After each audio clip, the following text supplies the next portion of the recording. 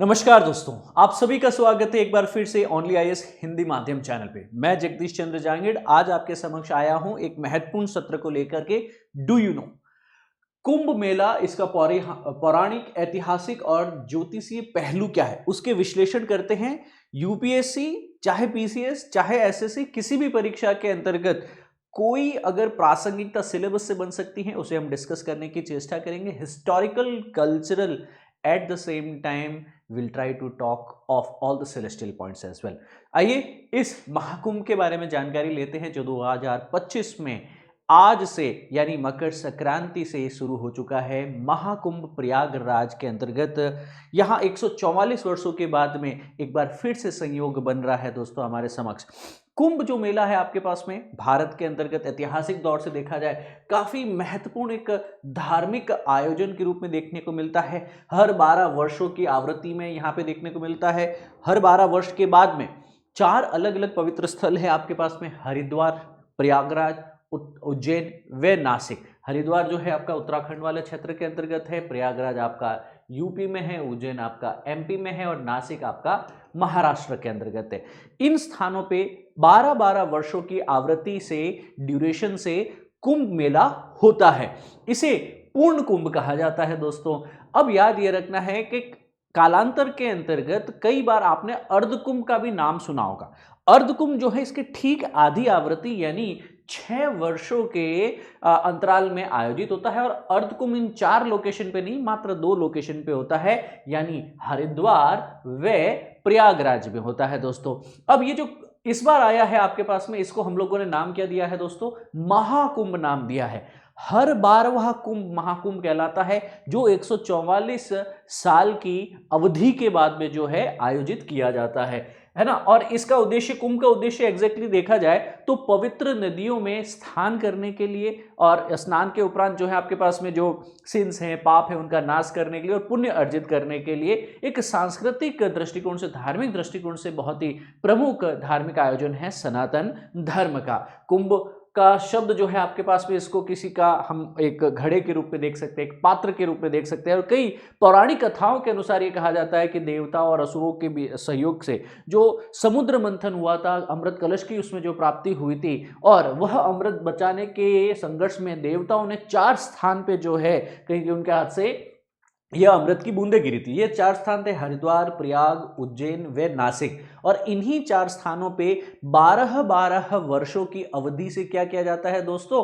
वापस एक बार स्नान करने के लिए लोग कुंभ मेले के अंतर्गत मिलते हैं। तो इस घटनाओं की स्मृति के लिए ही इन 4 स्थानों को, और अब आपको स्थान तो याद रहेंगे कि सर यहाँ पे अमृत की बूंदें गिरी थी इसलिए 4 स्थान है, पर ये 12 वर्ष की अवधि क्या है इसको भी जानकारी देना जरूरी है कि कब लगेगा कुंभ। यह कहीं न कहीं एक सेलेस्टियल क्लॉक, एक आकाशीय घड़ी बताती है आपके पास में। मतलब गुरु जो है प्लैनेट, जिसे बृहस्पति भी कहा जाता है, इसकी कहीं न कहीं आपके पास में अलग अलग राशियों में भ्रमण होता है। अब राशि क्या होता है दोस्तों? आपके पास में ज़ोडिएक साइन जो कहा जाता है, जैसे हमारे पास में आकाश के अंतर्गत जो तारे हैं, इन तारों का एक निश्चित समूह है जो कि एक ज्यामितीय आकृति या फिर की काल्पनिक आकृति के अंतर्गत भी हो सकता है, ठीक है ना। और इनको हम अलग अलग राशियों का नाम देते हैं। तो जो गुरु सूर्य की परिक्रमा करते हुए अलग अलग राशियों में विचरण करता है और सूर्य का पूरा एक चक्र जो है वह 12 वर्ष में कंप्लीट करता है दोस्तों। यहां पे आपको पता होना चाहिए कि हर 3 साल में जो कुंभ जो है आयोजित किया जाता है ना। उसके बाद में है अर्ध कुंभ जो है ये 6 साल में आयोजित किया जाता है ना। और ये एक और याद रखना है, पूर्ण कुंभ जो है वो 4 स्थानों के ऊपर जो है 12-12 वर्षों के गैप से होता है। अब महाकुंभ 144 साल बाद में आया, यानी कि जब 12 पूर्ण कुंभ कंप्लीट होते हैं तब 144 सालों के बाद में इस बार प्रयाग में यह महाकुंभ ऑब्जर्व किया जा रहा है दोस्तों। वापस आते हैं आपके पास में ड्यूरेशन को समझना जरूरी। ये ज्योतिषीय गणनाओं के आधार पर होता है कि जब गुरु यानी बृहस्पति कुंभ राशि में होते हैं, है ना, तब हरिद्वार में यह ऑब्जर्व किया जाएगा कुंभ। प्रयागराज में कब होगा? जब गुरु बृहस्पति जो है वह वृषभ राशि में और सूर्य मकर राशि में होते हैं, उस वक्त प्रयागराज में इसे ऑब्जर्व किया जाता है। इस बार यही तो मौका बन रहा है वापस आपके पास में। और जब गुरु सिंह राशि में होते हैं तो उज्जैन में, और यही गुरु सिंह राशि में और सूर्य कर्क राशि में होते हैं तब नासिक में यह जो है आपका कुंभ, इसको ऑब्जर्व किया जाता है। कुंभ मेले का देखो कई बार इतिहास बताया जाता है, कई बार विवादास्पद भी है, कई सारी चीजों के प्रमाण भी, जैसे हमारे स्कंद पुराण और ऋग्वेद में जो है स्पष्ट उल्लेख नहीं है एज ऑफ नाउ। 7वीं शताब्दी के अंदर एक चीनी यात्री हुआ करते थे ह्यानसांग, इन्होंने प्रयागराज में एक मेले का वर्णन किया है, पर यह वर्णन मात्र है, इस पे भी कोई स्पष्ट संकेत नहीं बताए जाते हैं कि यह मेला जो ह्यानसांग ने बताया था यह आपका कुंभ मेले का ही जिक्र है। कई विद्वान तो यह भी कहते हैं कि 12वीं शताब्दी के बाद जो भक्ति आंदोलन हुआ उसके दौरान कुंभ मेले की परंपरा विकसित हुई है। तो एक ऑल्टरनेटिव स्कूल ऑफ थॉट भी है जो ये कहता है कि नहीं सर, कोई पौराणिक जो है आपके पास में संकेत नहीं है और पॉसिबल है आपके पास में कि यह आज से कुछ शताब्दियों पूर्व यानी 12वीं शताब्दी में ही विकसित हुआ है। कई बार यह भी कहा जाता है कि 1857 की जो क्रांति हुई थी ना आपके पास भारत में, तो इसके विद्रोह के बाद प्रयागराज में कुंभ के मेले को टाइमलेस भी बनाने का प्रयास हुआ था। टाइमलेस मतलब क्या हुआ आपके पास में कि जो ये 6 साल या 12 वर्ष की जो अवधि देकर के आप जो ये इसका एक निश्चित कालक्रम के अंतर्गत जो आयोजन करते हैं इसको तोड़ दिया जाए, ताकि जो ब्रिटिशर्स है इनका हस्तक्षेप जो है रोका जा सके। क्योंकि जब जब हम 6 साल या 12 साल से अर्ध कुंभ या पूर्ण कुंभ का आयोजन करते तब तक ब्रिटिश एडमिनिस्ट्रेशन जो है उसमें हमारी सभ्यता और संस्कृति को प्रभावित करने के दृष्टिकोण से उसमें हस्तक्षेप करता। तो हमने इसको टाइमलेस भी बनाने की कोशिश की ताकि समय जो है ये 6 साल या 12 महीने का हम लोग 12 साल का हम लोग छोड़ पाए। कई सारे यूपीएससी के फाउंडेशन कोर्सेज दोस्तों आपके समक्ष अवेलेबल है, संकल्प है, टाइटन है, हिंदी और इंग्लिश दोनों ही माध्यम में है। इंग्लिश में भी एक नॉमिनल प्राइस के ऊपर काउंसलिंग प्राप्त करने के उपरांत डेमो क्लास लेने के उपरांत आप इन क्लासेस को ज्वाइन कर पाएंगे। Will be more than happy professionally academically to guide you in your UPSC journey. यहाँ पे दोस्तों इसके उपरांत मैं बात करना चाहूंगा कि हमारी कल्चर को लेकर के, हमारे सोसाइटी को लेकर के क्या महत्व है। कुंभ जो है आपके पास में यह केवल धार्मिक आयोजन ही नहीं, कई लोग सोचेंगे कि ये खाली रिलीजियस है। याद रखना हमारे पूरे समाज को, सनातन समाज को, हिंदू समाज को, पूरे हिंदुस्तान को जोड़ने के लिए एक माध्यम भी है। कई अखाड़े जो है आपके पास में जो भारत के अन्य अन्य स्थानों पर रहते हैं वो सारे साधु यहाँ पे मिलते हैं, वापस आपके पास में स्नान करते हैं, प्रवचन होते हैं। कई सारे व्यापारिक केंद्र भी यहाँ पे देखने को मिल सकते हैं। यानी कुंभ मेला स्थानीय व्यापार और संस्कृति के आदान प्रदान का प्रमुख केंद्र है। अब आप कहोगे सर हम यूपीएससी के स्टूडेंट है, पीसीएस या एसएससी प्रिपेयर कर रहे हैं, आप हमें ये चीज बता रहे हैं। देखो इस बार की घटना महाकुंभ 144 साल बाद हुआ है, इसके रेपरकशन आपके पेपर में दिखेंगे, आपके मुख्य परीक्षा पे या आपके साक्षात्कार में देखने को मिलेंगे। कैसे है मैं अभी समझाऊंगा, कैसे हर पेपर के साथ इसको कनेक्ट कर सकते हो। आपको पता है शुरुआत में हमारे पूरी दुनिया में जो अर्लीस्ट सिविलाइजेशन में सिटीज हुई है, जो सबसे पहले शहर हुए, वो सारे के सारे शहर तीर्थाटन या तीर्थ नगरों के आसपास में पैदा हुए हैं, क्योंकि वहीं पे व्यापार केंद्र थे। जो दक्षिण भारत के लोग जो थे वो भी प्रयाग आ रहे हैं, उत्तर भारत पूर्व भारत के लोग भी व्यापार के लिए और तीर्थाटन के लिए वहां पे पहुंचते, और सांस्कृतिक कल्चर का आदान प्रदान होता, एक ग्रेटर कल्चर और लिटिल कल्चर का यहाँ पे एक हार्मोनियस एक्सचेंज होता था। यही नहीं, स्वतंत्रता संग्राम के अंतर्गत तो ये भी बताया जाता था कि ये महाकुंभ जैसे जो आयोजन होते थे मेलों के, यहाँ पे राष्ट्रवादी विचारधाराओं को फैलाने का भी यह इस स्वतंत्रता संग्राम में महत्वपूर्ण योगदान रहा है कुंभ का। तो कुंभ के काफी सारे जो है प्रयोग देखने को मिल सकते हैं। आध्यात्मिक और धार्मिक गतिविधियां भी, जैसे यहाँ पे लोग पवित्र स्नान करने आते हैं। जैसे अभी मकर संक्रांति है दोस्तों, मकर संक्रांति से सूर्य उत्तरायण हो जाएगा आपके पास में। वसंत पंचमी को भी यहाँ पे जो है आपके पास में बहुत ही इंपॉर्टेंट है। तो ये 2 दिवस सबसे महत्वपूर्ण बताए जाते हैं स्नान विशेष के लिए। और ऑब्वियसली हिंदू धर्म, सनातन धर्म के लगभग कई धर्मों के अंदर दान और तपस्या की बात की जाती है, पीनेंस की बात की जाती है यहाँ पे, है ना। और सबसे इंपॉर्टेंट चीज होती है आप चैरिटी की बात की जाती है। तो कई श्रद्धालु कुंभ में जो है दान भी करते हैं, तपस्या करने के लिए भी आते हैं। साधु हो, सन्यासी हो, चाहे आपके पास में जो कंट्रोल्ड लाइफ जीने वाले हैं, इन साधुओं के शिविर में श्रद्धालु में धार्मिक और आध्यात्मिक मार्गदर्शन भी इनको प्राप्त होता है। वर्तमान के समय में देखा जाए आपके पास में इसकी भव्यता बहुत ही ज्यादा, क्योंकि आज की तारीख में दुनिया में कई सारे जो आपके पास में, आज सुबह जब मैं न्यूज़ देख रहा था बताया जा रहा 50 से ज़्यादा देशों से लोग यहाँ पे पहुंच चुके हैं जो कुंभ के मेले में पहले दिन ही जो है स्नान करने वाले हैं, शाही स्नान में। तो दुनिया भर में प्रसिद्ध है ये आपके पास में। और आज की तारीख में कोई ज़्यादा इतनी मॉडर्न सुविधा नहीं होते हुए भी, अब 21वीं शताब्दी है, मैं गत शताब्दी उससे पहले की बात करूँ, एक मात्र आस्था के बल के ऊपर कुंभ की परंपरा आज भी जो है जीवंत है दोस्तों। और एक आधुनिक तकनीक और मीडिया के माध्यम से तो ये जानकारी और व्यापक हो चुकी है। अब आप न्यूज़ न्यूज़पेपर खोलेंगे, इंटरनेट देखेंगे, यूट्यूब देखेंगे, सारी जानकारी आप मिलेगी। समाज पे इसका दूरगामी प्रभाव देखने को मिलता है। समाज को जोड़ता है, धार्मिक एकता, कहीं एक मानसिक एकता, अपने धर्म के साथ में, अपनी स्पिरिचुअलिटी के साथ में, अध्यात्म के साथ में कनेक्ट कर पाते हैं। सांस्कृतिक आदान प्रदान तो होता ही है दोस्तों आपके पास में। एक हिस्टोरिकल भी आपके पास में देखा जाए तो समाज के बड़े हिस्से को एक मंच पे लाना, समाज सुधार की दिशा में प्रेरित करना, इसके लिए आप पूरी दुनिया में देखिए, इससे बड़ा आयोजन और कोई आयोजन नहीं है। मैं ऐसा क्यों कह रहा हूं आपके पास में, क्योंकि ये हमारी परंपरा का प्रतीक तो है ही, परंतु आपको यह भी रखना है कि हमारे सामाजिक धरोहर को विश्व के सामने भी प्रस्तुत करता है कि हमारा समाज किस प्रकार समन्वित प्रभाव दिखा सकता है। तो पौराणिक, ज्योतिषी और ऐतिहासिक जो है इसकी गहराई जो है वो काफी अनूठी है।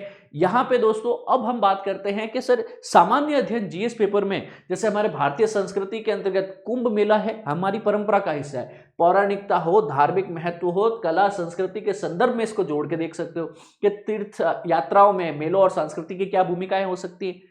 पूछा गया है, कई टूरिस्ट सर्किट के बारे में यूपीएससी ने प्रश्न पूछे, इस पे प्रश्न आ सकते हैं आपके पास में। किस प्रकार ये समाज और सहिष्णुता के लिए जो है एक तरीके से महत्वपूर्ण एक आदर्श उदाहरण हो सकता है। तो कुंभ मेला भारतीय समाज की एकता और विविधता का प्रतीक है, इसको भी आप इससे समझा पाएंगे। तो कई आयाम हैं इसको समझने के कि आज 146 करोड़ की आबादी का भारत जो है, यहाँ पे लगभग 146 में से 40 करोड़ अनुमानित जो है कुंभ श्रद्धालु जो है वो आने वाले है ना। तो अमेरिका की इस जनसंख्या से भी ज्यादा है, पाकिस्तान से लगभग 2 गुना है और रूस से लगभग जो है 3-4 गुना जनसंख्या हमारे यहाँ पे खाली नदी में नहाने को आ जाती है। तो दुनिया के सबसे बड़े स्टेडियम से भी 160 गुना बड़ा बना हुआ है आपके पास में ये, तो ठीक है ना। सो 25 हेक्टेयर जमीन में ये फैला हुआ है कुंभ एरिया लगभग आपके पास में, ठीक है ना। So it goes without saying quite very मैं कह सकता हूँ जाइगेंटिक, इनॉर्मस जो है आपके पास में प्रिपरेशन। राम मंदिर के निर्माण में जितना पैसा है ना, उससे 3 गुना तो कुंभ के आयोजन में खर्च हो जाएगा हमारा। जैसे राम मंदिर में खर्च कितना आया आपके पास में 1800 करोड़, यहां कहा जा रहा है कि 6400 करोड़ तो नॉर्मल आयोजन का खर्च है हमारा। नई संसद भवन बनी थी हमारी 900 करोड़ में और यहां पे 6400 करोड़ मात्र कुंभ का खर्च आ रहा है।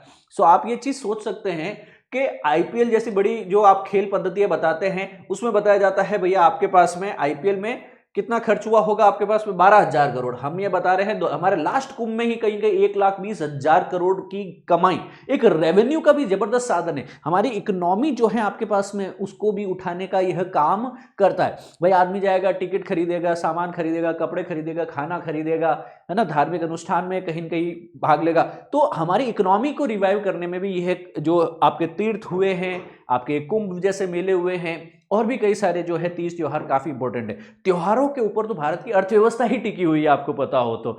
यही नहीं, आप जीएस पेपर 2 में उठा करके देखिए, ऐसे धार्मिक स्वतंत्रता का अगर मामला आ जाए अंतर्राष्ट्रीय संबंधों के ऊपर, तो कुंभ मेले का आयोजन केंद्र और राज्य सरकारों की क्या भूमिकाएं हो सकती हैं, कैसे ये समरसता सहिष्णुता बढ़ाने में योगदान दे सकता है, प्रश्न आता है। क्योंकि अगर देखा जाए आपके पास में प्रयागराज में अंतिम हुआ था, अब 2025 में वापस यहां पे हो रहा है। तो आप देखेंगे कि सर कैसे प्रयागराज के अंदर पहले 12 करोड़ थे, अब धीरे धीरे वापस प्रयागराज में 2019 में 6 वर्ष बाद में आया अर्ध कुंभ 24 करोड़, और अब बताया जा रहा है पूर्ण कुंभ वापस हो रहा है तो 40 करोड़ के करीब आपको क्या देखने को मिलेंगे यहाँ पे जमावड़ा दे। अब ये 40 करोड़ लोगों को मैनेज कैसे करोगे, ये भी तो एक अपने आप में चुनौती है ना, क्योंकि इस आयोजन की सुरक्षा पे, पर्यावरण पे, सब चीज पे ध्यान देना है। अब नदियां हैं, 40 करोड़ लोग एक साथ में आएंगे, उनका खाना पीना, विष्ठा वगैरह, मल मूत्र इत्यादि सारी चीजें, प्रदूषण बढ़ सकता है। तो इसके ऊपर जब नदियों पे ऐसे आयोजन हो रहे हैं तो पर्यावरणीय मुद्दे भी तो जुड़ सकते हैं ना।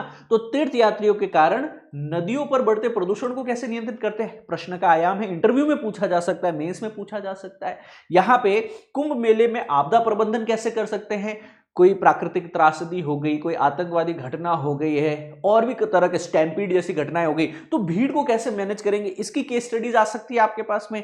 ऐसे इसके अंतर्गत इसकी क्या भूमिका हो सकती है कि कुंभ मेले की पौराणिकता, सामाजिक और सांस्कृतिक महत्व पर निबंध सीधा आ सकता है आपके पास में, कई परीक्षाओं में आया भी है जहां पे ऐतिहासिक परिप्रेक्ष्य में प्रश्न पूछे गए हैं। कुंभ मेला भारतीय परंपरा का जीवंत उदाहरण है जो आज से सैकड़ों वर्ष पहले भी था और अब कई शताब्दियों के उपरंत भी आज भी जीवंत है और आगे बढ़ता जा रहा है उत्तरोत्तर। धर्म, संस्कृति और समाज में कुंभ मेले का क्या प्रभाव है, इसके ऊपर भी हम चर्चा कर सकते हैं। जीएस पेपर 2 के अंतर्गत इस पे जो है नैतिकता और धर्म के संगम के ऊपर प्रश्न बन सकते हैं। इंटरव्यू में तो सीधे प्रश्न पूछ लेगा कि भाई तीर्थ यात्रा पे लोग क्यों जाते हैं, उसका सामाजिक और आर्थिक क्या महत्व है, कई सारे जो है सांस्कृतिक परिप्रेक्ष्य में सवाल इस पे बन सकते हैं। जाते जाते मैं सिर्फ 2 प्रश्न पूछूंगा, अगर आपने अच्छे से समझा है इस क्लास को तो बताइए। कुंभ मेला भारत में 4 स्थलों पर आयोजित होता है, हम सभी को पता है। हरिद्वार पे है ना, प्रयाग है, उज्जैन है, नासिक है। अब है हमने यहाँ पे मैच करके दिया है रिवर्स के साथ कि कौन सी नदी गलत तरीके से जोड़ी है। हरिद्वार पे गंगा पे होता है क्या? प्रयाग पे गंगा यमुना सरस्वती पे होता है? उज्जैन में नर्मदा नदी पे होता है? नासिक में गोदावरी नदी पे होता है क्या? एक ऑप्शन जो है इसमें गलत मैच है, वो आप मुझे कमेंट करके बताने वाला है, answer in the comment section. एक प्रश्न और है आपके लिए, कुंभ मेला और इसके ऐतिहासिक संदर्भों के बारे में। स्कंद पुराण में इसकी उत्पत्ति का उल्लेख मिलता है क्या? आदि गुरु शंकराचार्य जो है वह कुंभ मेले को धार्मिक सम्मेलन के रूप में इन्होंने पुनर्जीवित किया था क्या? हिनसांग चीनी जो यात्री थे 7वीं शताब्दी में कुंभ मेले का क्या इन्होंने कोई वर्णन किया था? स्पष्टतः वर्णन नहीं था, याद रखिएगा। तो आप इसका उत्तर देकर के मेरे को कमेंट सेक्शन में बताएंगे। जिसका उत्तर सही होगा I will give a heart react to that, है ना, ताकि बाकी सब बच्चों को पता हो सही आंसर क्या है। तो दोस्तों, जानते हैं देश को, जानते हैं समाज को in our new series do you know. Until the next session, thank you, जय हिंद।